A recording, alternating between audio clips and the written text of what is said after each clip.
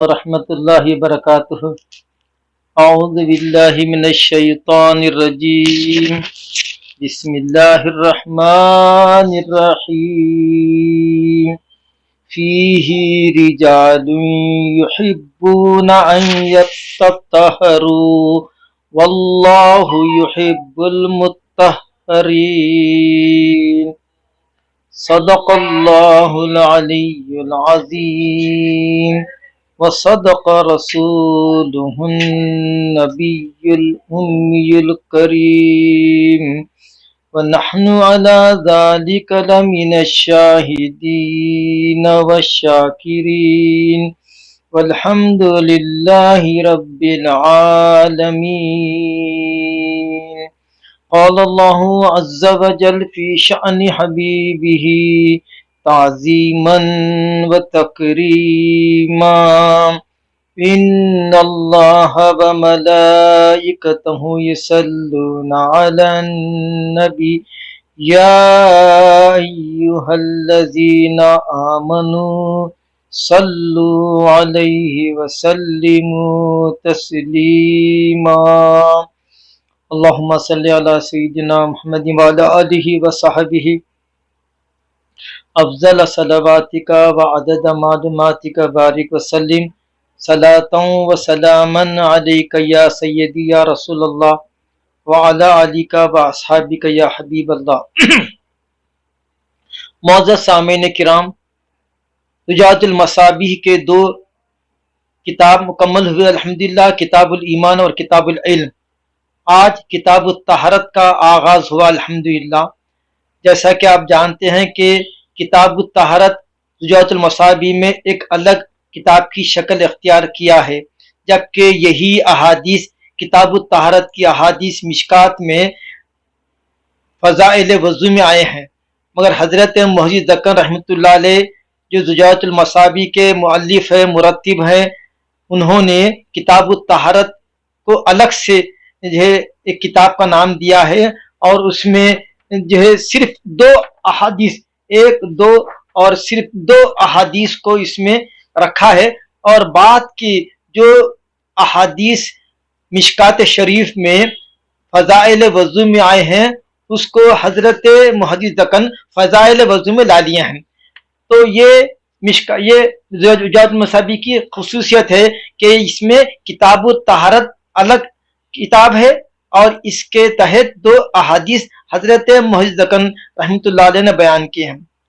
ناظرین کرام، سب سے پہلے اس آیت شریف کا ترجمہ سن لیجئے جس آیت سے اس کتاب کا آغاز ہوتا ہے۔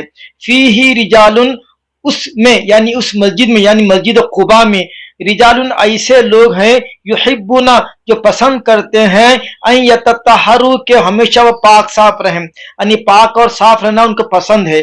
تو واللہ یحب المطہرین، اور اللہ بھی پاک رہنے والوں کو پسند کرتے ہیں۔ اللہ تعالیٰ پسند کرتے ہیں طہارت سے رہنے والوں کو، پاک رہنے والوں کو۔ ناظرین کرام، طہارت اسلام کا امتیازی نشان ہے۔ طہارت ایک باطنی ہے، طہارت ایک ظاہری ہے۔ طہارت ظاہری یہ ہے کہ اس میں اگر آپ کو جو ہے پیشاب پیخانہ ہے تو یہ تو آپ کے جو ہے پانی سے جو ہے دھونے سے اس کی طرح ہاتھ چلے آتی ہے، اور ایک طہارت ہے منی کا اخراج، بیوی سے ملنا، حیض کے پاک ہونا، یہ ایک بڑی طہارت ہے، اس کی تفصیل آگے آئیں گی۔ تو طہارت ایک ظاہری ہے جو اس طرح کی ہے کہ بدن کو صاف کرنا، غلاظتیں دور کرنا، یہ نجاست ظاہری ہے، اور ایک ہے باطنی طہارت یعنی دل کی طہارت، یہ اللہ والوں کے پاس اصل طہارت ہے، یعنی دل کو جیسا جسم کو منی سے، پیشاب سے، پیخانوں سے، پسینے سے صاف کرتے جو امتیازی نشان ہے مسلمانوں کا، ایسے ہی مسلمان اپنے دلوں کو حسد، کینہ، کپٹ، دشمنی، غضب، بدلے کا انتقام، ان سے بھی پاک رکھنا یہ عارفوں کا کام ہے۔ باطنی پاکی یہ ہے کہ دل کو تمام امراض سے پاک کر کے اللہ کی محبت اس میں ڈالنا۔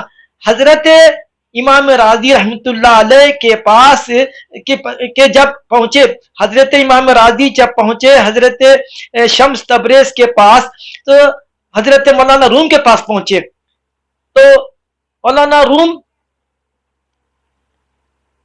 مغالطہ ہو رہا ہے، مولانا شمس تبریز شاید ہے، یہ شمس تبریزی ہے، یا پھر مولانا فخر الدین، ہاں جو اب زیادہ حضرت مولانا ابو بکر یحییٰ یعنی فخر الدین رازی رحمۃ اللہ علیہ، جو بڑے مفسر تھے، بہت بڑے متکلم تھے، وہ پہنچے حضرت نجم الدین کبریٰ رحمۃ اللہ علیہ کی خدمت میں، ان کا چرچا سن کے، ان کی روحانی جو ہے شہرت سن کے پہنچے، اور پہنچ کے جو ہے بیعت کی خواہش کیے، حالانکہ وہ خود ایک مفسر حضرت فخر الدین رازی، وہ خود بڑے محدث متکلم، اور ان کی تفسیر فتوح الغیب تفسیر کبیر بہت بڑی تفسیر ہے، تقریباً 30 تا 35 جلدوں میں تفسیر ہے۔ ویسا مفسر بھی اپنے آپ کو کسی شیخ کے حوالے کرنا غنیمت سمجھا۔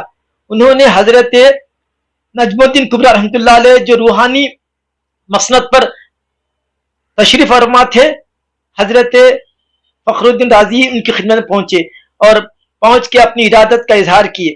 تو حضرت نجم الدین کبریٰ رحمۃ اللہ علیہ نے، بابا اچھا بابا ٹھیک ہے، آپ تو بڑے عالم ہیں، علامہ ہے، فہامہ ہے، آپ جو ہے اس فقیر کی آپ یہ ارادت چاہتے ہیں تو ٹھیک ہے، میں قبول کرتا ہوں، بلکہ کیا کرے حضرت کچھ پڑھنا شروع کرے۔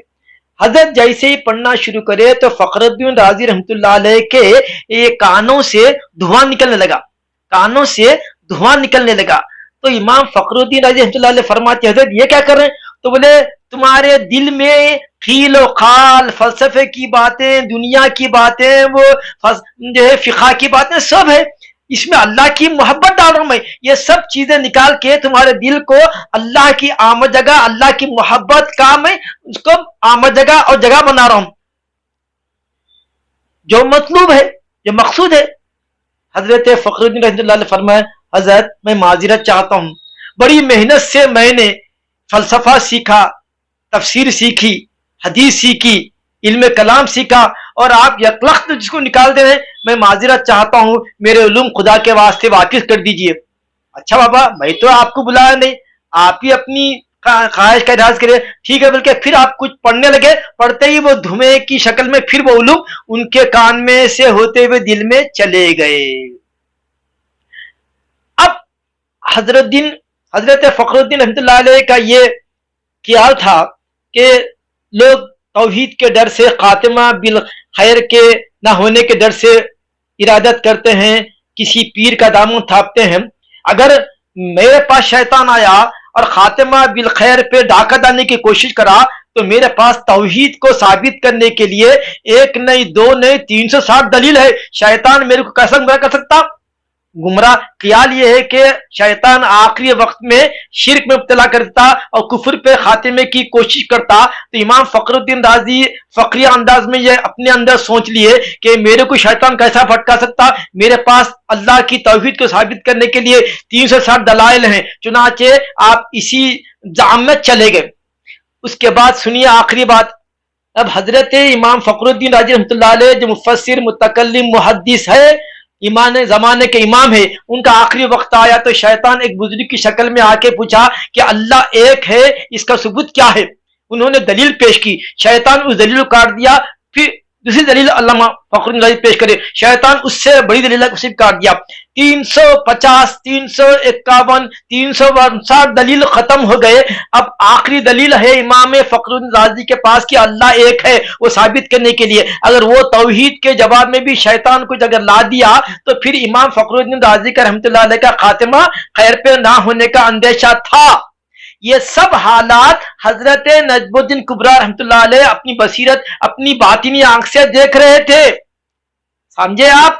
حضرت فخر الدین رحمۃ اللہ علیہ اور امام نجم الدین کبریٰ رحمۃ اللہ علیہ بہت فاصلہ 1000 میل کا دور ہے، پھر بھی نظر باطن سے اپنے مرید جو ہوئے تو نہیں، مرید تو نہیں ہوئے، مگر بولے امام نجم الدین کبریٰ ٹھیک ہے، یہ فخر الدین رازی یہ ارادت تو نہیں کیا، ٹھیک ہے وہ میری عبادت تو نہیں کیا، مگر میرے پاس طالب بن کے تو آیا تھا، لہذا اس کی لاج رکھنا ضروری ہے۔ وضو کرتے کرتے امام فخر الدین رازی کے گھر کی طرف چھینٹے مارے اور بولے کہ میں اللہ کو بلا توحید کے مانتا ہوں، بلا شرک کے مانتا ہوں، اور اللہ کو میں ایک مانتا ہوں، قل واللہ احد اللہ الصمد لم یلد ولم یولد ولم یکن لہ کفوا احد پڑھ۔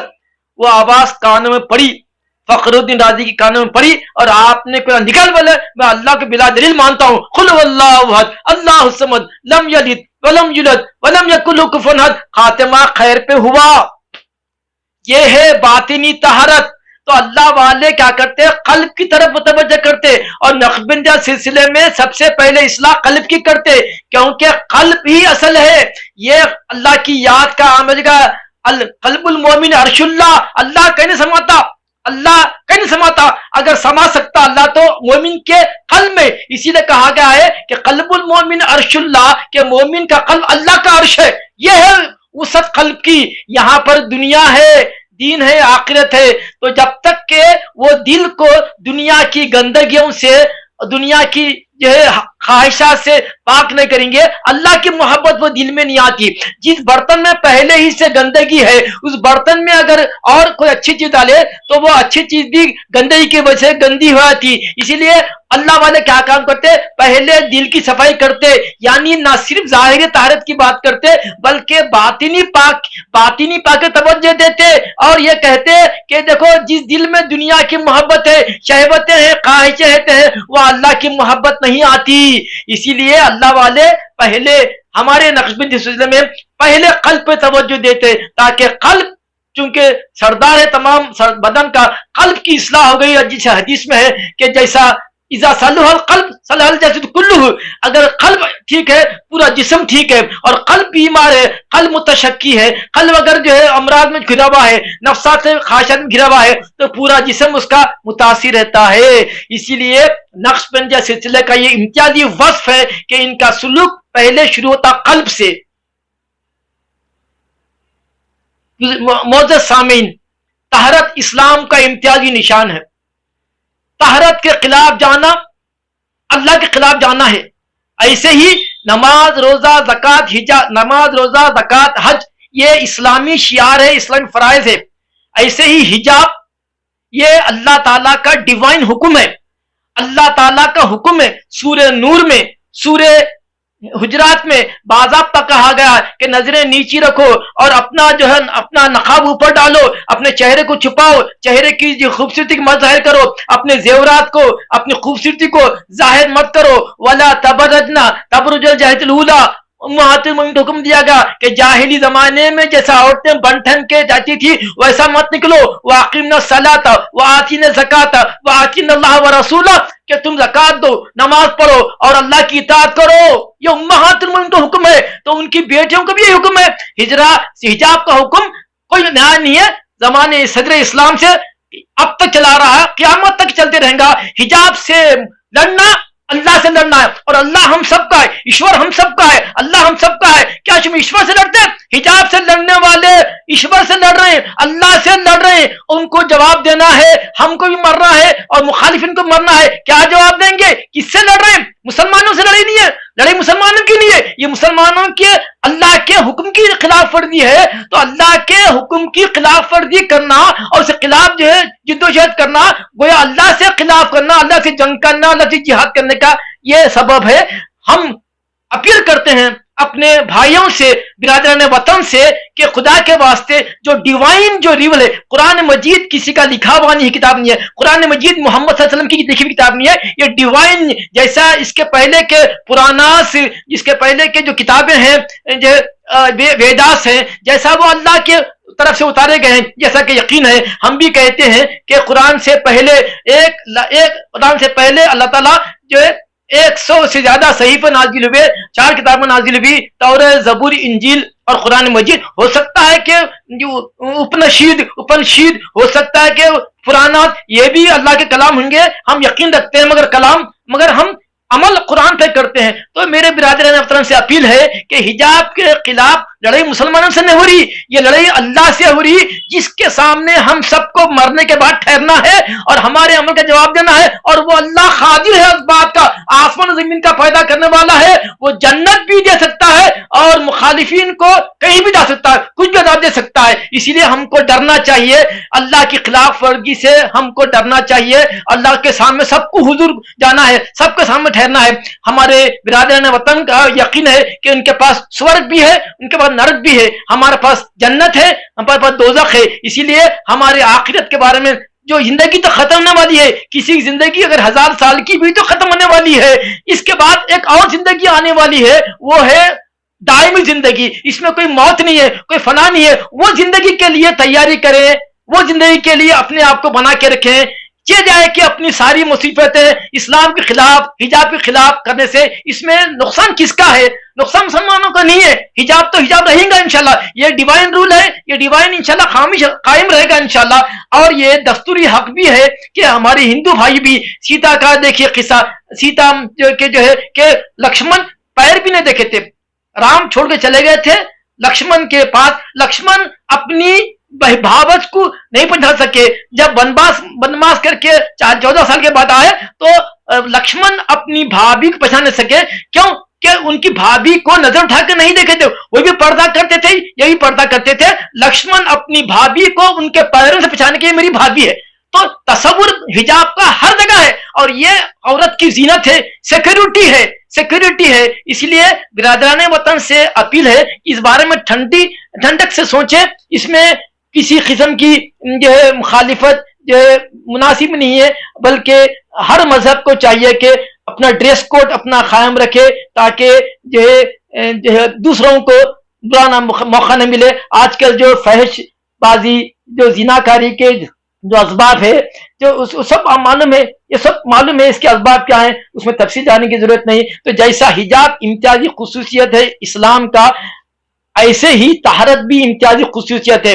طہارت میں نہ صرف بدن کو پاک صاف رکھنا ہے، بلکہ احادیث میں آیا ہے کہ ہر ہفتے اپنے بغل کے نیچے کے بال لیں، اپنے ناف کے نیچے کے بال لیں، اور اپنے مجھ کٹرائیں، بال صاف رکھیں. جمعے کا دن آیا تو اپنے آپ کو پاک صاف رکھیں، غسل کر کے مسجد میں آئے.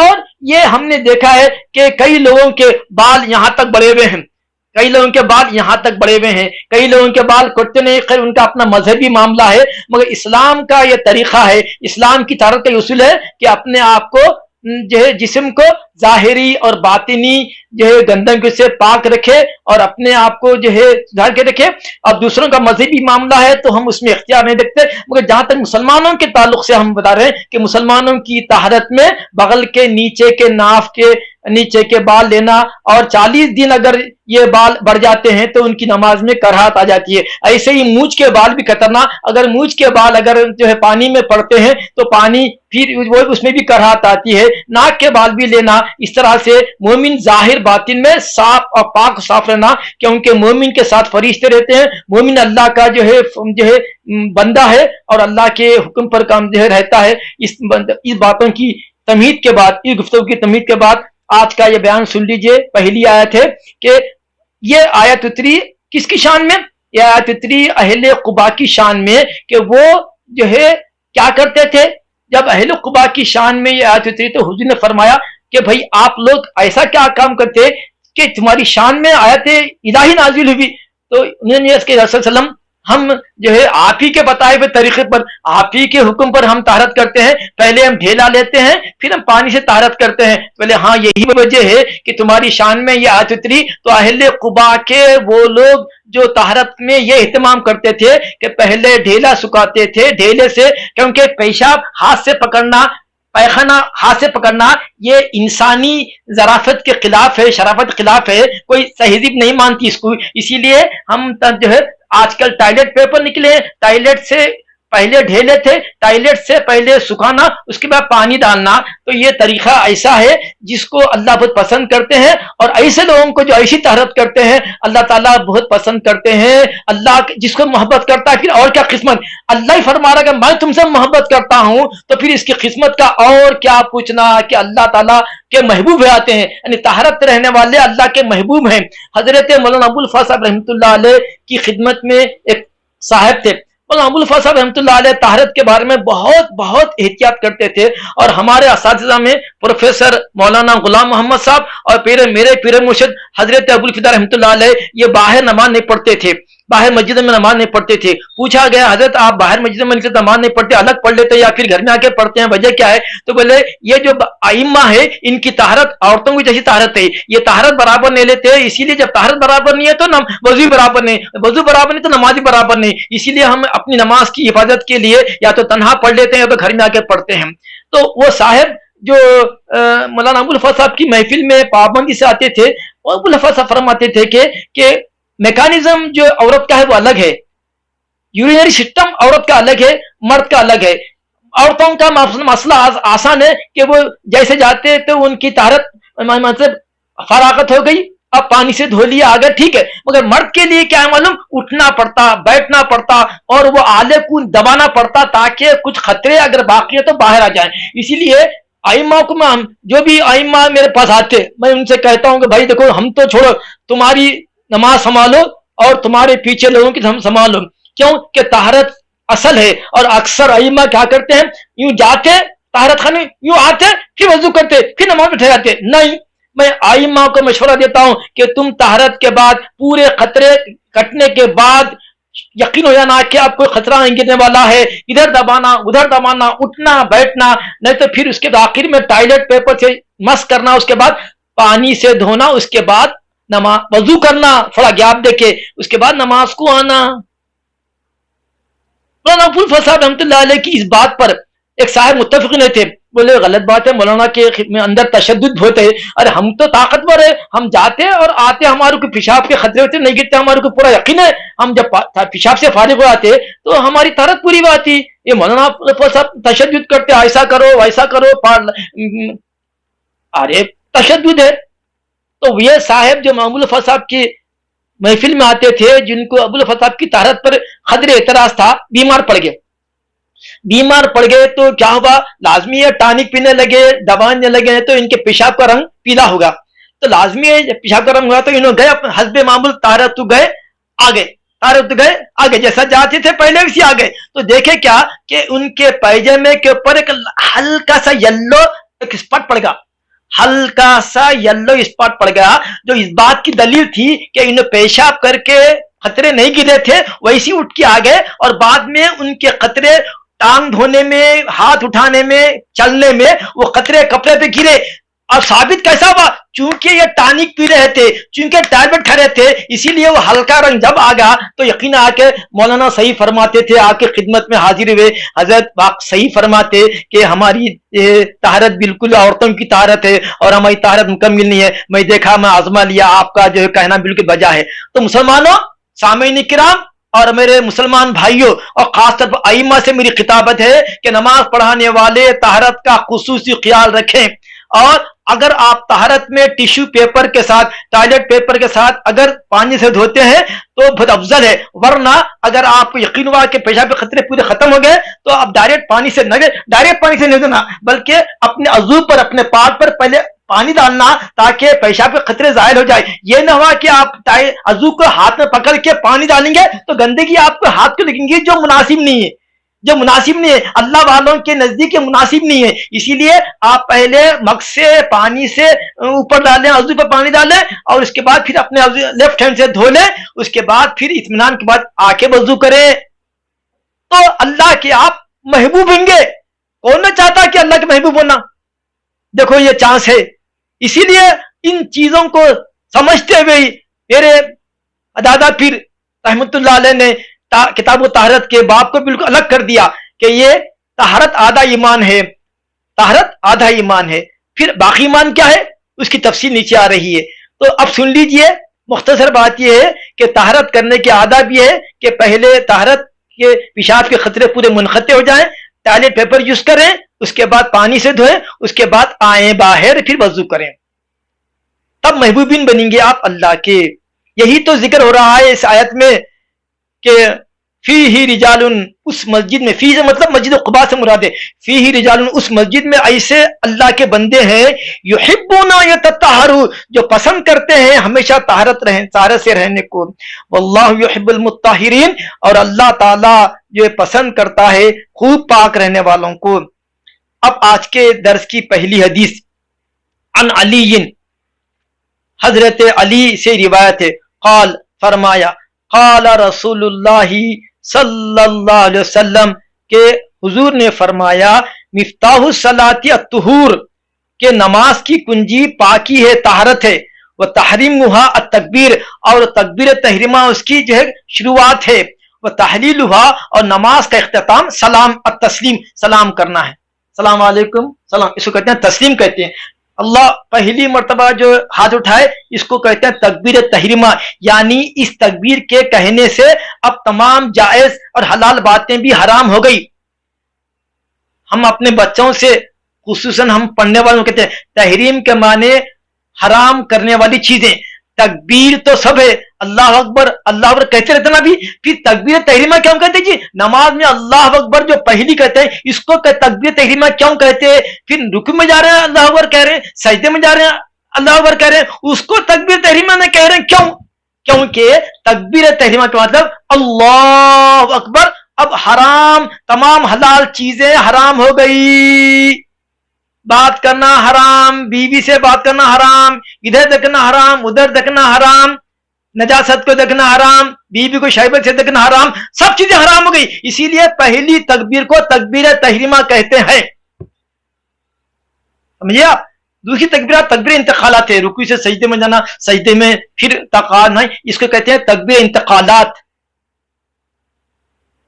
اور تحلیل تو نماز کا خاتمہ کیا ہے؟ تسلیم، السلام علیکم ورحمۃ اللہ، السلام علیکم ورحمۃ اللہ، نماز ختم۔ تحلیل میں تکبیر تحریمہ سے نماز شروع اور تسلیم سے نماز ختم۔ مگر یہ نماز کی کنجی کیا ہے؟ یہ نماز جب ہی قبول ہوں گی جب آپ کی طہارت صحیح ہے۔ حدیث میں کیا ہے؟ مفتاح الصلاۃ الطہور، اور بچے ہمارے بچے کیا کہتے ہیں؟ الطہور شرط الایمان، کتابوں میں چھپے ہوا ہے، مول صاحب ہم یہ پڑھتے، بولو بچے، قال رسول اللہ صلی اللہ علیہ وسلم الطہور شرط الایمان، نہیں غلط ہے، طہور کے معنی خوب، وہ شخص جو خوب پاک رہتا، طہور کے معنی پاکی، طہور صفت ہے، ایڈجیکٹو ہے، جیسے غفور، شکور، طہور، غفور بہت بخشنے والا، شکور بڑا قدردان اللہ تعالی بندوں کا، اور طہور خوب اور خوب پاک صاف رہنے والا، جبکہ اس کے پر لگا دیا پیش طہور، مطلب پاکی، نیٹنیسی، کلینلینس، اس کے باوجود بھی غلطی کریں گے آپ لوگ، ہاں الطہور نہیں پڑھیں گے، کیا پڑھیں گے؟ الطہور، الطہور مفتاح الصلاۃ الطہور، نماز کی کنجی کیا ہے؟ طہارت ہے، اور اس کی شروعات تکبیر تحریمہ ہے، اور اس کی ختم تسلیم ہے، یعنی نماز کو سلام پہ ختم کرنا، سمجھے آپ؟ یہ پہلی حدیث ہے۔ نمبر 2، وعن جابر، حضرت جابر روایت ہے، قال قال رسول اللہ صلی اللہ علیہ وسلم مفتاح الجنت الصلاۃ مفتاح الصلاۃ الطہور، رواہ احمد۔ حضرت جابر رضی اللہ تعالیٰ عنہ کے حالات پہلے گزر چکے ہیں، فرماتے ہیں فرمایا رسول اللہ صلی اللہ علیہ وسلم نے کہ مفتاح الجنت کی، جنت کی کنجی نماز ہے، مفتاح الجنت الصلاۃ، جنت کی کنجی نماز ہے، اور مفتاح الصلاۃ الطہور، اور نماز کی کنجی طہارت ہے۔ نو طہارت نو نماز، یس طہارت یس نماز۔ مگر ایک بات سنیے کہ مفتاح الجنتی الصلاۃ بولے، جبکہ لا الہ الا اللہ محمد رسول اللہ مفتاح الجنہ ہے، من قال لا الہ الا اللہ دخل الجنہ، پھر وہ بھی تو حدیث ہے نا، پھر یہ کیا ہے؟ بولے کیا ہے؟ یہاں پر مفتاح کے معنی درجات کی کنجی ہے، وہاں پر لا الہ کہنا جنت کی کنجی ہے، اور وضو کے ساتھ نماز پڑھنا درجات کی بلندی ہے، یہاں درجات کی بلندی سے مراد ہے، سمجھا؟ مفتاح الجنتی الصلاۃ، جنت کی کنجی نماز ہے، یعنی نماز سے درجات بلند ہوتے ہیں، اور کلمے سے جنت پکی ہوتی ہے، اور مفتاح الصلاۃ الطہور، اور نماز کی کنجی پاکی ہے۔ اور آخری حدیث ہے آج کی، بالکل حضرت محدث دکن نے ایک آیت شریفہ اور 3 احادیث کے ساتھ یہ बाब को खत्म करते हैं। 1 2 3 तीन बाब, 3 अहादीस इस बाब में बयान करके आप बाब फजाइल वजू शुरू कर दिए, जो मिशकात का तरीका है। ये एक नया बाब है जो हजरत मुहज्जदकन, हालांकि ये जो अहादीस हम बयान कर रहे हैं किताबुल फजाइल में, फजाइल वजू में अंदर आ रहे हैं, मगर मुहज्जदकन की फिक्र क्या है कि ताहरत का बाब अलग है ना, इसीलिए वजू से ताहरत को अलग कर दिए कि ताहरत नहीं तो वजू नहीं, वजू नहीं तो नमाज नहीं, इसीलिए वजू को अलग बयान कर रहे हैं। ये मुहज्जदकन की बसीरत है, ये उनकी बसीरत है, ये उनकी तबाहुर इल्मी है कि उन्होंने किताब ताहरत को अलग से बयान किया ताकि ताहरत की अहमियत मालूम हो जाए। उसके बाद वजू, जब ताहरत ही नहीं है तो वजू भी नहीं, समझे ना आप। तो ताहरत का बयान अलग बयान करके हमारे ऊपर बड़ा एहसान किया। अल्लाह उनकी खबर को मुनव्वर करके मुक़द्दस करे, उनका इल्मी और रूहानी फज़ल में जारी सारी फरमे। आज के दर्स की आखिरी हदीस, वअन शबी बिन अबी रूह अन रजुलिन मिन अस्हाबी रसूलिल्लाहि सल्लल्लाहु अलैहि वसल्लम अन्ना रसूलल्लाहि सल्लल्लाहु अलैहि वसल्लम सल्ला सलात सुबही फक़रा अर्रूम फल्तबस अलैहि फलम्मा सल्ला क़ाला मा बालु अक़वामिन युसल्लूना माना ला युहसिनुना अत्तुहुर व इन्नमा युलब्बसु अलैना क़ुरआन उलाइक रवाहु अन्निसाई। अल्लाहु अकबर। यहाँ भी मुहज्जिदकन ने ऐसी प्यारी हदीस लाई जिसके सामने बड़े बड़े मुहद्दिसीन अपनी गर्दनें झुका देते। हम देखते हैं कि अक्सर आइम्मा नमाज में लुक़मा लेते, आइम्मा को नमाज में खलल होता, आइम्मा को भूल पैदा होती। क्या होती कि मुसल्लियों की अगर ताहरत में नुक्स है, मुसल्लियों की ताहरत नामुकम्मिल है तो इमाम की नमाज पर असर पड़ता। आप सल्लल्लाहु अलैहि वसल्लम को जब लुक़मा लेना पड़ा तो हमाशमा किधर जी। तो इसीलिए मुख्तदियों की भी ये जिम्मेदारी होती कि वो ताहरत के साथ, पूरे ताहरत के साथ, अच्छे वजू के साथ ठहरे ताकि इमाम की क़िराअत में खलल ना पड़े। आइए उसी बात को हजरत शबीब फरमाते हैं। आप ताबईन में से हैं, हिम्स के रहने वाले हैं, आपके बल का नाम नुआइम है, कुनियत अबू रूह है, ना खुद सहाबी है ना वालिद सहाबी हैं, मगर रिवायत है, समझे, ताबईन, ये रिवायत है तबे ताबईन से। तो ये हदीस हजरत मुहज्जिदकन अपनी तरफ से लाए हैं, ये अपनी तलाश के बाद, और इसकी रिवायत नसाई ने की है। तो यहाँ पर एक है कि अक्सर मिशकात में यहाँ एक लफ्ज है मा बालु अक़वामिन युसल्लूना ला यहसबूना है, मगर हजरत हमारे ला युहसिनूना लिखे, जो करीब मतन से करीब मालूम होते हैं, वल्लाहु आलम।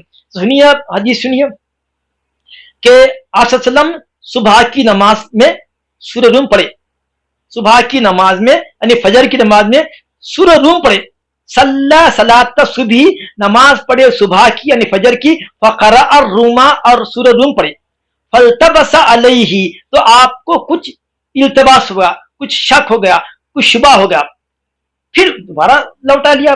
फलम्मा सल्ला, जब नमाज से फारिग हुए तो काला, फरमाया अपने असहाब से, मा बालु अक़वामिन, क्या कौम की हालत है, क्या तुम लोगों का मामला है, युसल्लूना माना, नमाज पढ़ते हैं हमारे साथ, ला युहसिनुना तुहूर, मगर ताहरत का ख्याल नहीं, ताहरत उनकी साथ अच्छी नहीं है, व इन्नमा युलब्बिसु अलैना कुरान उलाइका, ऐसे ही लोग हमारे कुरान में खलल डालते हैं, हमारे कुरान पढ़ने में शुबहात पैदा करते हैं। तो मालूम ये हुआ कि मुख्तदियों की ताहरत में अगर खलल है तो इमाम की क़िराअत में भी खलल होने का अंदेशा है, और इस पे इनका विश्वास नहीं है। खुद आप सल्लल्लाहु अलैहि वसल्लम फरमा रहे हैं कि मुझे इल्तिबास हुआ, मुझे शक हुआ। तो अब चाहिए कि हमारे आइम्मा को कि अपने मुसल्लियों को पहले नमाज के पहले वजू से पहले ताहरत के आदाब सिखाएं ताकि उनकी नमाज शुबह से बरी रहें।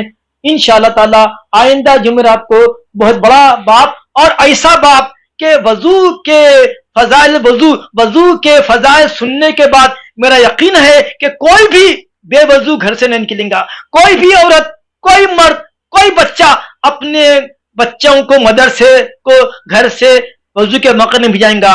क्या फजाइल है वजू के, और हम महरूम हैं। हालांकि वाफिस जाते हैं, कॉलेज जाते हैं, लक्स लगाते, साबुन लगाते, शैम्पू लगाते, सब करते, मगर वजू नहीं करते, वजू की नियत नहीं करते। काश آگے کی احادیث جو آ رہی ہے اس کو سننے کے بعد میرا یقین ہے کہ ہر شخص، بوڑھا، جوان، عورت، مرد، بچے، بچی وضو کے بغیر نہیں رہیں گے. اور احادیث میں آیا ہے کہ وضو کی حفاظت صرف مومن کرتا ہے، مومن وضو کی حفاظت کرتا ہے. تو ایمان والوں کی شان یہ ہے کہ وہ ہمیشہ وضو سے رہیں.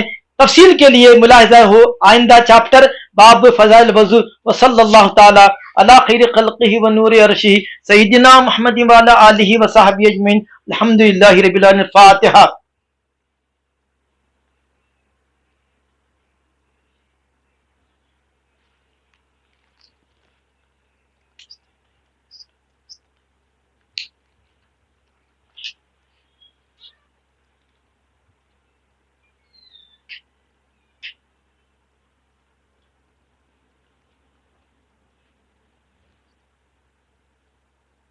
قال الله عز وجل في شأن حبيبه تعظيما وتكريما إن الله وملائكته يصلون على النبي يا أيها الذين آمنوا صلوا عليه وسلموا تسليما. لبيك اللهم صادق اللهم صل على سيدنا محمد وعلى آله وصحبه أفضل صلواتك وعدد معلوماتك بارك وسلم. اللهم اجعل جمعنا هذا جمعا مرحوما ولا تجعل منا شقيا ولا محروما.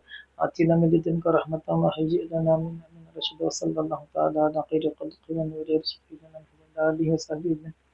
چلیے چلیں گے میں بھی چلوں. خوش رہا تھا بشارہ. اب طبیعت سب الحمد للہ.